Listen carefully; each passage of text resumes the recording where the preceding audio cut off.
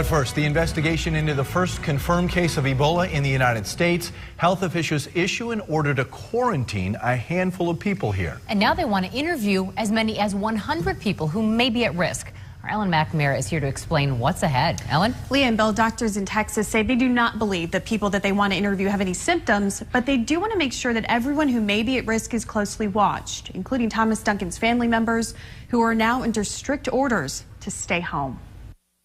Not taking any chances. That's the message from top health experts in Texas.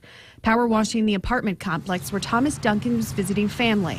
And local schools also scrubbed down with parents on alert. I'm trying to see what kind of safety precautions they're taking at the school for me to determine whether or not, my child is going to be able to return today. This as officials now reveal 4 people, including children Duncan was visiting, have been quarantined, explaining they violated the request not to leave the premises. There's food being delivered to them right now, groceries being delivered. We're arranging for that apartment to be cleaned. We're told for the next 21 days they need to be checked for fever and other Ebola symptoms as disease detectives work to track down some 100 people who may have had contact with Duncan. He's still sick. He's doing better. He's still fighting.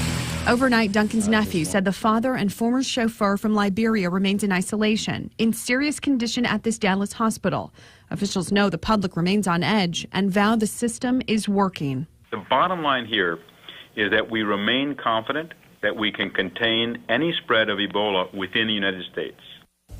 Meanwhile, in Hawaii, a patient suspected to have Ebola was placed in isolation as a precaution, but this evening, doctors ruled that case out.